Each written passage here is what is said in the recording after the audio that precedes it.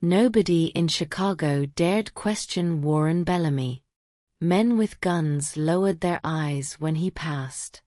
Politicians answered his calls before the second ring.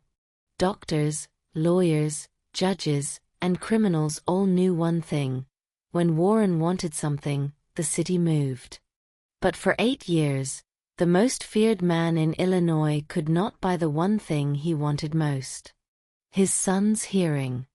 Niles Bellamy was born in silence, on the same night his mother died. From the moment the baby failed to react to sound, Warren turned grief into obsession. He flew the boy across the country, paid the best specialists, threatened the stubborn ones, and spent millions chasing a cure. Every expert gave him the same answer: the child was deaf, and nothing could be done. So Niles grew up inside a mansion that looked like heaven from the outside and felt like a tomb within. The halls were polished, the gardens were perfect, the guards were everywhere, but no laughter lived there. Servants moved like shadows. No one touched the boy. No one played with him. No one even looked at him for too long. To the staff, Niles was a bad omen. To Warren, he was a wound that never closed. The boy spent his days alone on marble stairs, in glass rooms, beside windows overlooking a world he could see but never join. He lined up toy cars with painful precision, built small model planes by himself, and watched people pass by as if he were invisible. And every day, again and again, his small hand rose to his right ear. It was quick. Almost nothing. A touch, a wince, then silence. The doctors had missed it. The guards ignored it. Warren never stayed long enough to notice. But one woman did. Marin Whitlock arrived at the Bellamy estate with $47 in her coat pocket and nowhere else to go. She was hired to clean floors, stay quiet, and never get involved. She was warned not to approach the boy. The last maid who tried to be kind had vanished. Marin should have obeyed. She had a dying mother to care for, a past full of grief, and no protection from a man like Warren Bellamy. But the first time she saw Niles touch that ear and flinch, something inside her went cold. That was not a habit. That was pain. And from that moment, Marin began watching more carefully than anyone in that mansion ever had. The Bellamy estate did not feel like a home. It felt like a system designed to erase noise, emotion, and anything unpredictable. Every inch of the place followed rules that no one dared question. Floors had to reflect like mirrors. Objects had to sit exactly where they belonged. Voices were kept low, almost non-existent. Even footsteps seemed to disappear into the marble. Warren Bellamy liked control, and silence was the purest form of it. Inside those walls, fear replaced warmth. Guards stood at every corner, watching everything but caring about nothing. Servants learned quickly that curiosity was dangerous. They kept their heads down, finished their work, and avoided eye contact with anyone who mattered. Especially the boy. Niles moved through this world like a ghost no one acknowledged. People adjusted their paths to avoid him. Doors closed before he could enter. Meals appeared without a word and disappeared the same way. He was surrounded by dozens of adults, yet lived as if abandoned. The silence around him was not gentle or peaceful. It was heavy, suffocating, and deliberate. Warren had built an empire on fear, but at home, that same fear had turned into distance.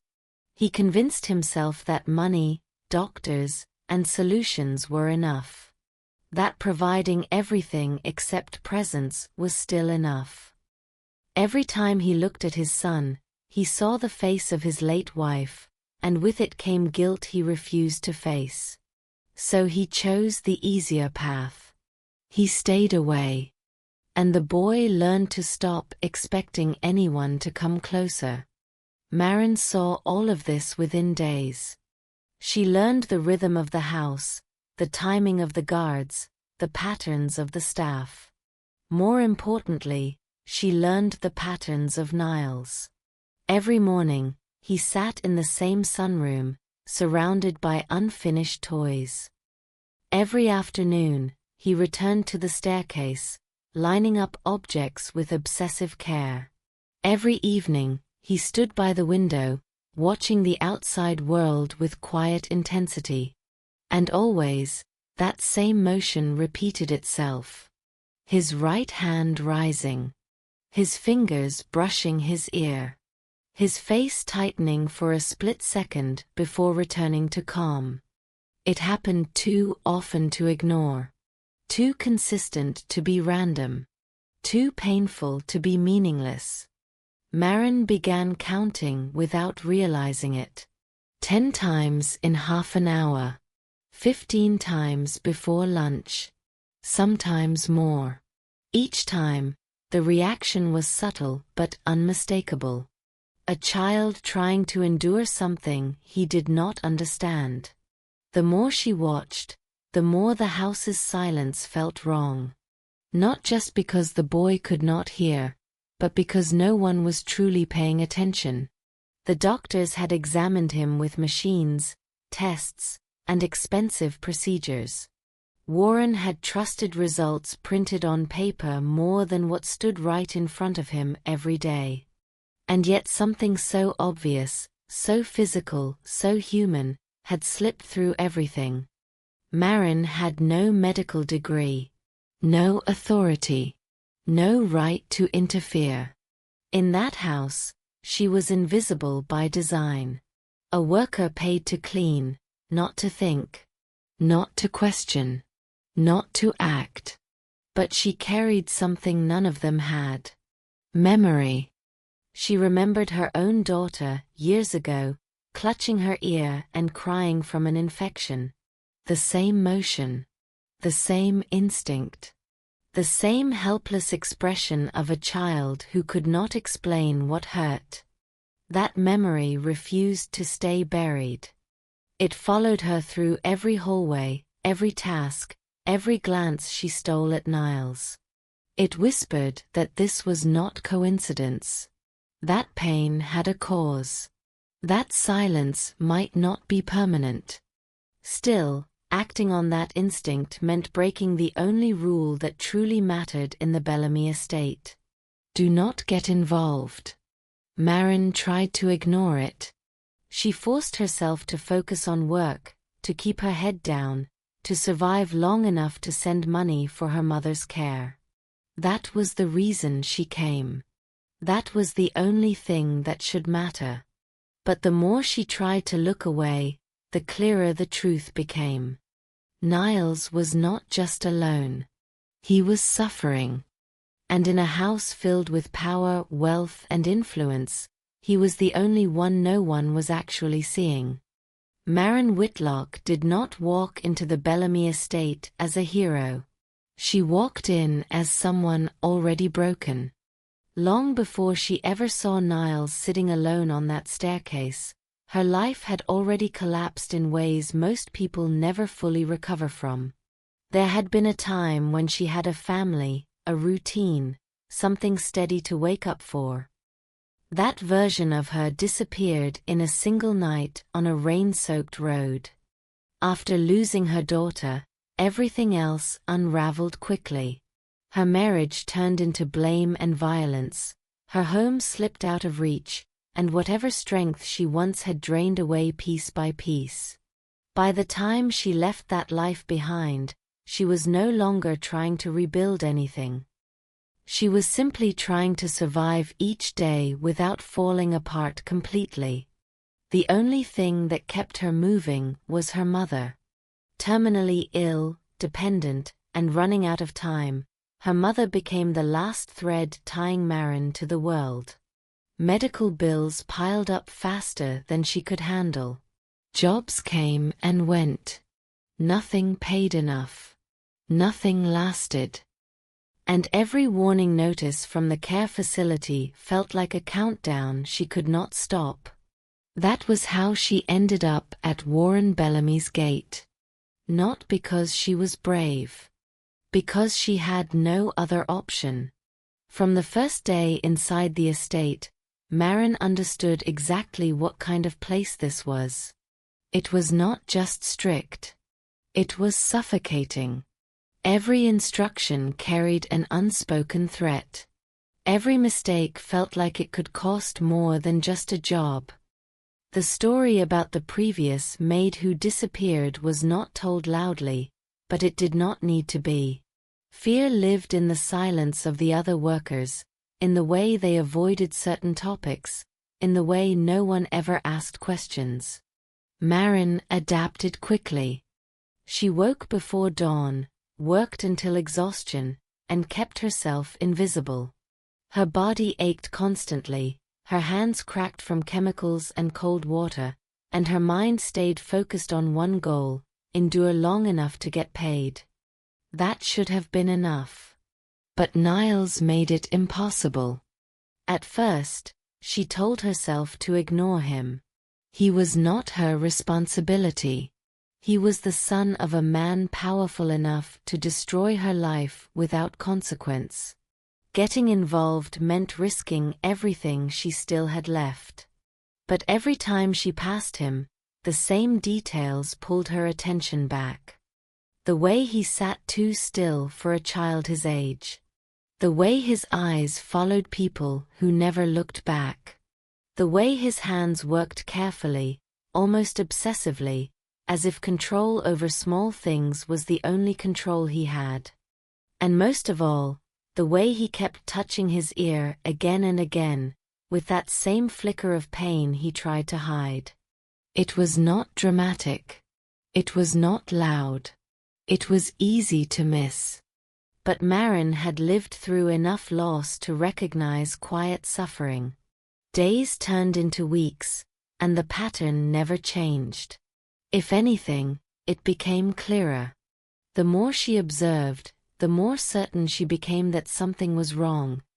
Something simple, something physical, something completely overlooked.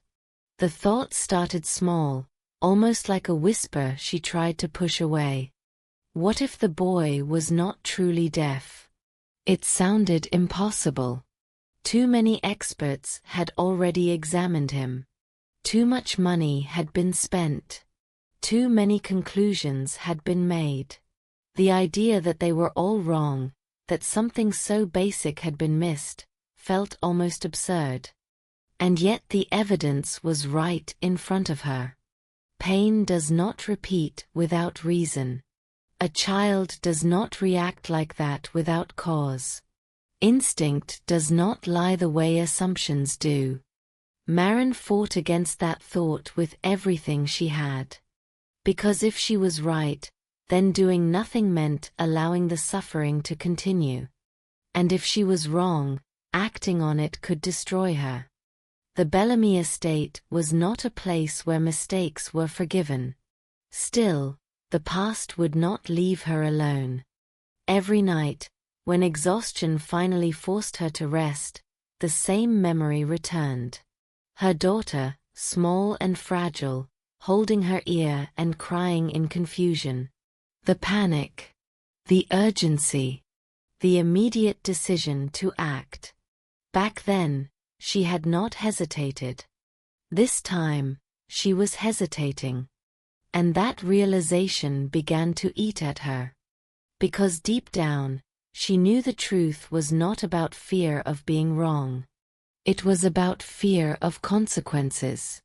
Fear of Warren. Fear of punishment.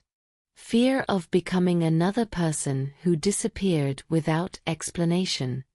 But there was another fear growing stronger with each passing day. The fear of doing nothing again. The fear of watching another child suffer while she stood still. That fear was different. It was heavier. And it was not something she could ignore forever. Once the thought took root, Marin could not unsee it. Every movement of Niles's hand toward his ear became louder than anything else in that silent mansion. What once seemed like a small, forgettable gesture now stood out with sharp clarity. It wasn't random. It followed a rhythm. It came with tension in his face, a tightening of his jaw, a flicker of discomfort he tried to hide out of habit. That kind of pain did not come from nothing. Marin began watching with intention. She adjusted her routes just enough to pass the same rooms at the same times. She slowed her cleaning near the glass-walled sunroom. She lingered a few seconds longer in hallways, pretending to fix details that did not need fixing.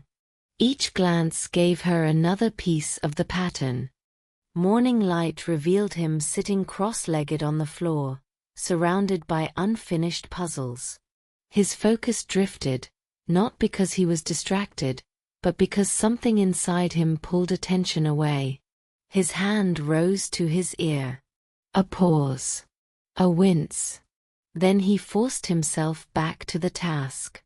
Afternoon shadows showed him near the window, watching the outside world.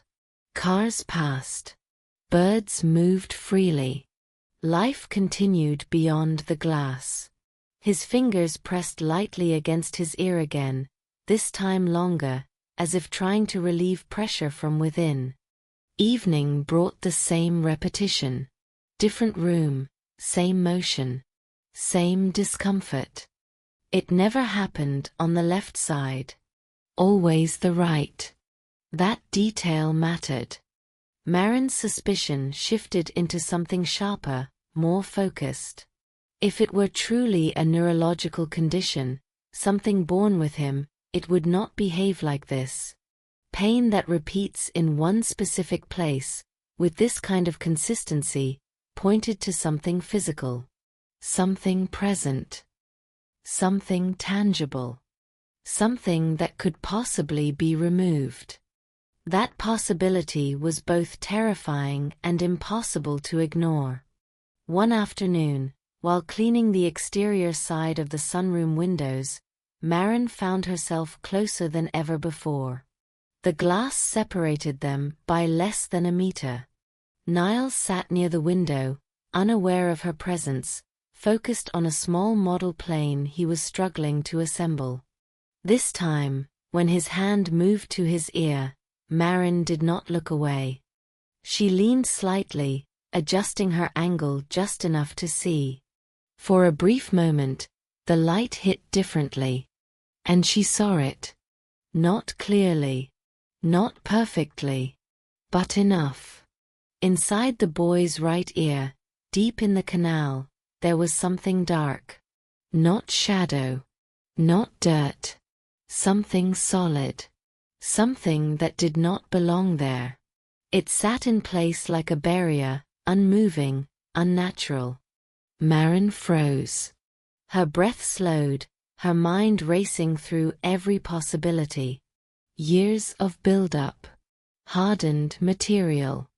Something that had been there long enough to become part of the problem no one questioned anymore. If that mass was blocking the canal, it would prevent sound from reaching deeper structures. It would explain the silence. It would explain the pain. It would explain everything the doctors had labeled as untreatable. But if it was that simple, then why had no one done anything? That question hit harder than anything else. The best hospitals in the world had examined this boy. Advanced imaging. Specialized equipment. Teams of experts. And yet something visible to the naked eye, something a housekeeper could notice through a window, had been ignored or misinterpreted. Either they had missed it, or they had chosen not to see it. Marin stepped back from the glass, her heart pounding faster than it had in years. The weight of what she might have discovered pressed down on her, heavy and dangerous. She tried to reason with herself. She was not a doctor. She did not understand medical complexities.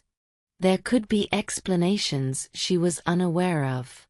The mass might be something dangerous to touch. It could be connected to deeper structures.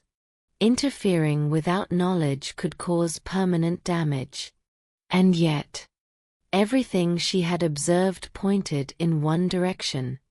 The pain, the repetition, the location, the visible obstruction. It all aligned too perfectly to dismiss. For the rest of the day, her thoughts refused to settle. Every task became mechanical. Her body moved, but her mind stayed locked on that single image inside the boy's ear.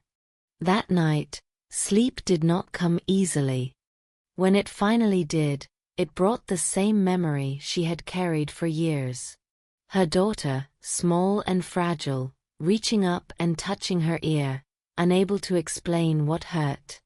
The urgency Maren had felt back then had been immediate, instinctive, unquestioned. This time, she had hesitated. The difference between those two moments burned.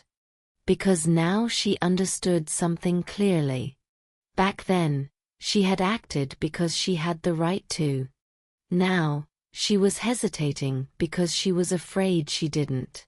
But pain did not care about permission. Suffering did not wait for authority. And the longer she did nothing, the longer that boy remained trapped in silence that might not have been permanent at all. By the time morning came, Maren was no longer asking whether she should get involved. She was asking how far she was willing to go. Because whatever was inside Niles's ear was not just a detail. It was a door. And if she was right, it was a door no one else had even tried to open. Once Maren accepted what she believed she had seen, there was no going back to being just another invisible worker in that house. The idea followed her through every task, every hallway, every quiet moment. It changed the way she moved, the way she thought, the way she looked at Niles. She was no longer just observing. She was waiting. Waiting for a moment when the rules that controlled the Bellamy estate loosened just enough for her to act. That moment did not come easily. The house was always watched, always controlled, always one step ahead of anyone who might try something unexpected. Cameras lined the hallways. Guards rotated in precise patterns. The housekeeper who enforced discipline noticed everything. But systems built on routine always have gaps. Maren found them. She memorized the shift changes of the guards, the brief windows when attention dropped, the areas where cameras overlapped imperfectly. She learned which corridors stayed empty longest at night, which doors were checked and which were assumed secure. It took days of quiet observation, careful timing, and patience she did not know she still had. And then, finally, the opportunity came. Warren Bellamy left the estate for business outside the city. Most of the security detail went with him. The remaining staff retreated early, the house settling into a deeper silence than usual. For the first time since Maren arrived, the place felt less like a fortress and more like a sleeping machine. It was not safe. But it was possible. Maren spent the entire day preparing in ways no one would notice. She moved normally, worked normally, spoke to no one. But behind that routine, she gathered what she needed. A small pair of tweezers from a supply kit. A flashlight small enough to hide in her pocket. A clean cloth. Basic antiseptic. Nothing professional. Nothing advanced. Just enough to try. Her hands trembled as she prepared, not from fear of being caught, but from something deeper. She knew exactly how fragile this situation was. One mistake could damage the boy permanently. One wrong movement could cost him what little chance he might have. And yet doing nothing meant accepting that the silence would continue. That was no longer something she could live with. Night fell slowly over the estate. One by one, lights went out. Footsteps faded. Doors closed. The house returned to its unnatural stillness. Maren waited longer than necessary. She needed certainty. When the time finally came, she moved without hesitation. Through the basement corridor, up the service staircase, along the darker side of the second floor. Each step measured. Each turn calculated. Every sound controlled. Her heart pounded so hard it felt louder than anything else in that silent house. Niles's room was at the far end of the east wing. She stopped outside the door, her hand hovering just inches from the surface.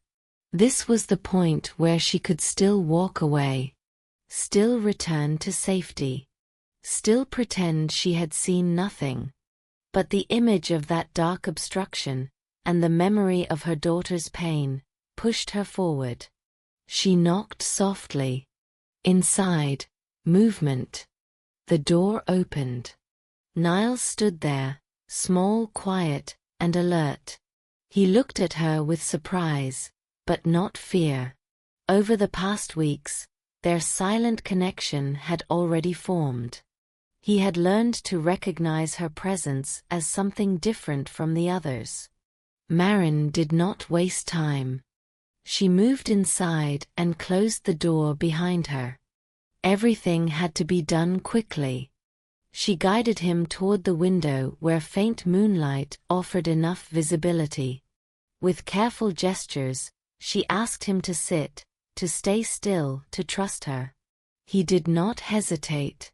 That trust came naturally, as if he had been waiting for someone to finally act. That trust weighed heavily on her. She positioned the light, adjusted his head slightly, and took a slow breath to steady her hands. This was the moment. The point where instinct met risk. She turned on the flashlight and directed the beam into his right ear. The image was clearer now than ever before. The obstruction was real. Dense. Dark. Solid. It filled the canal like a wall. At first glance, it resembled something natural, something structural. Something that might easily be mistaken for part of the body itself. But it wasn't. At the edge, where it met the skin, there was a faint separation. A boundary. A line that should not exist if it were truly part of him. Maren felt a surge of certainty. This was not permanent. This could be removed. Her grip tightened around the tweezers as doubt tried to push back in. The risks returned all at once. Damage. Infection. Consequences she could not predict. But then she looked at the boy. Completely still. Completely trusting. Waiting. That was enough. Maren moved slowly. Every motion controlled. Every adjustment deliberate. The tweezers entered the canal carefully, navigating the narrow space with precision she did not know she possessed. The tip approached the edge of the obstruction, searching for a point to grip. Her breath slowed. Her hands steadied. The first contact came with resistance. The material was harder than expected, almost fused in place after years of being undisturbed. It did not move easily. It clung to the canal as if it had grown there. Maren paused. Adjusted her angle. Tried again. This time, the grip held. She applied gentle pressure, testing the response. Nothing. For a moment, doubt surged again. Then she pulled slightly harder. A shift. Small. Almost nothing. But enough. The obstruction had moved. Marin focused completely, blocking out everything else. The room. The house. The danger. None of it mattered now. Only this. She pulled again, carefully increasing the pressure. Resistance. Then movement. A slow release. And suddenly, it gave. The mass slid free, emerging from the canal in one solid piece.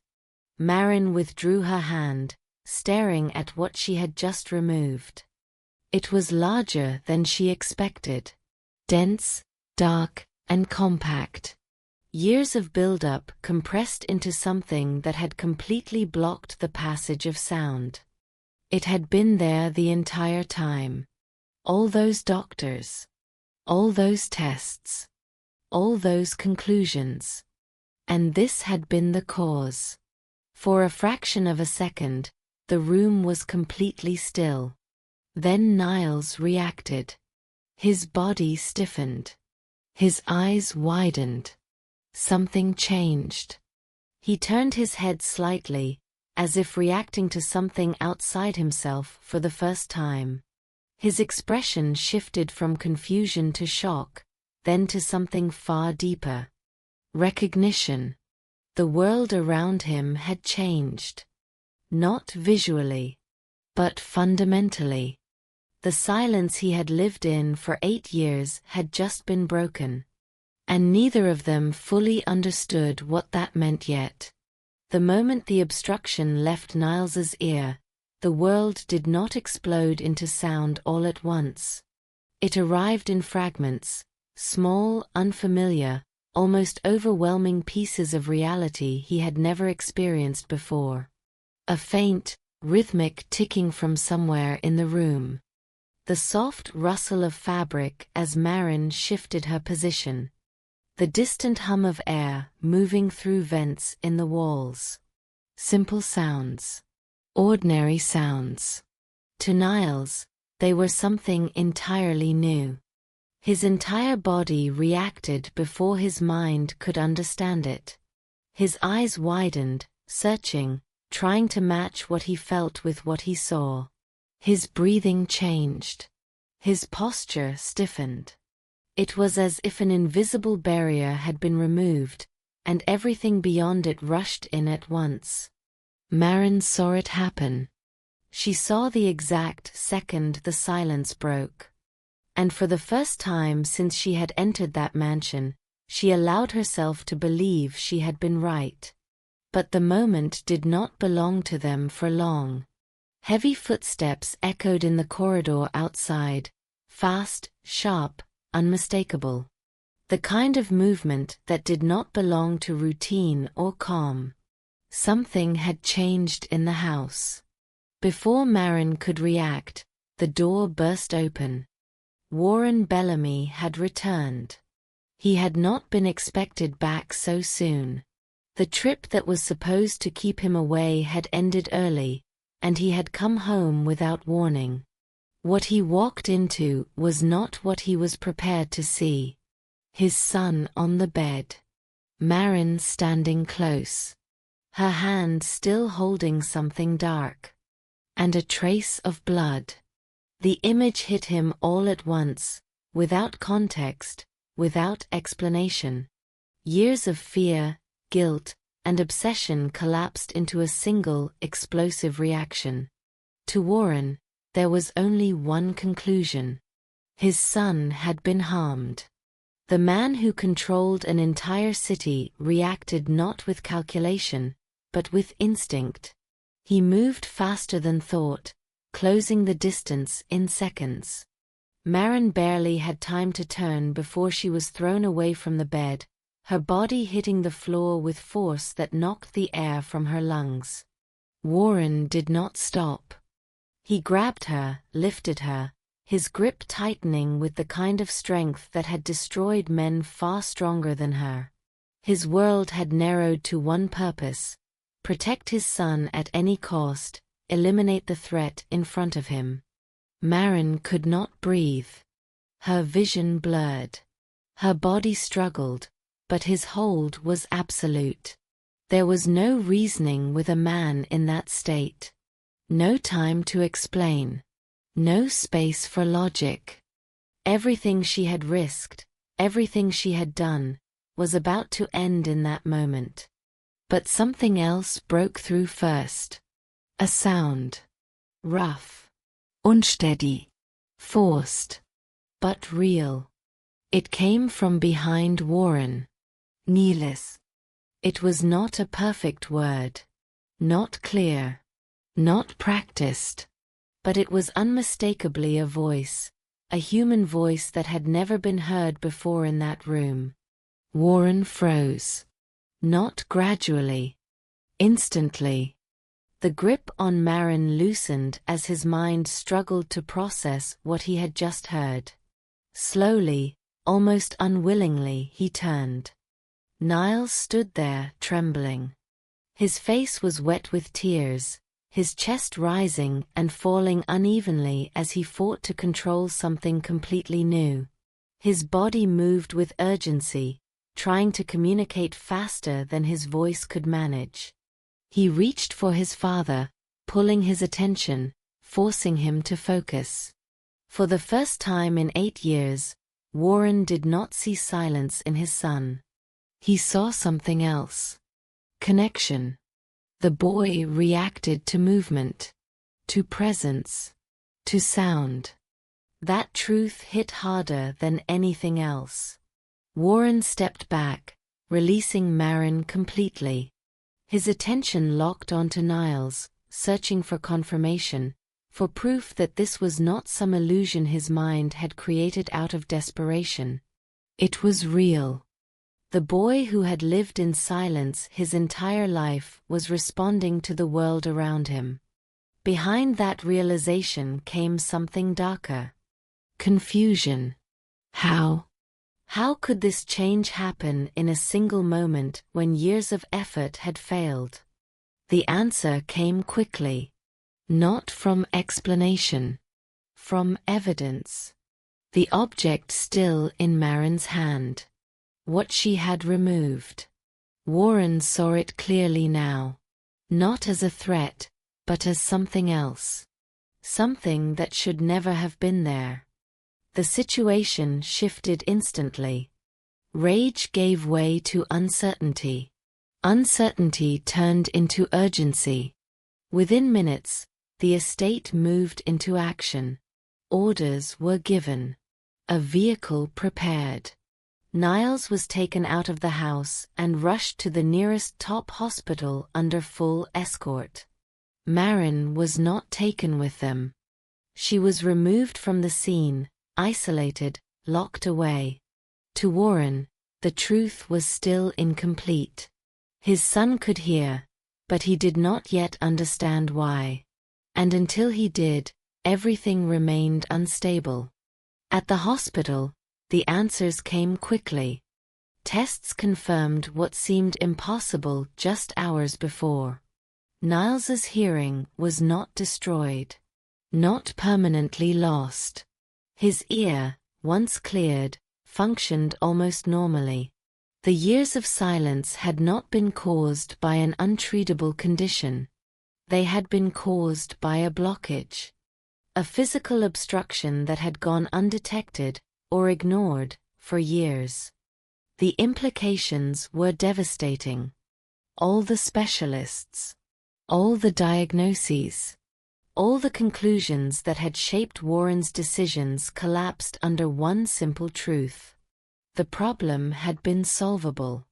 It always had been. As records were reviewed, something even worse surfaced. Years earlier, one of the doctors had identified the obstruction clearly. It had been documented. Removal had been recommended. But it was never done. Instead, treatments continued. Appointments repeated. Payments increased. The silence had been profitable. And the boy had paid the price. Warren did not react immediately. Not outwardly. But inside, something shifted violently. For 8 years, he had believed power could solve anything. That money could force answers, that control could fix what was broken. Now he understood the limit of that belief. Power had not failed him. It had been used against him. And while he had trusted the wrong people, the one person who had actually seen the truth had been someone he nearly killed with his own hands. Maren. Back at the estate, she sat alone, bruised, exhausted, and uncertain of what would happen next. She had acted on instinct, on memory, on something deeper than logic. She had risked everything. And now, for the second time in her life, she waited to see if saving a child would cost her everything again. But this time, the outcome was different. Because somewhere in a hospital room, a boy who had never heard the world before was discovering it piece by piece. And for the first time, the silence that had defined his life was gone.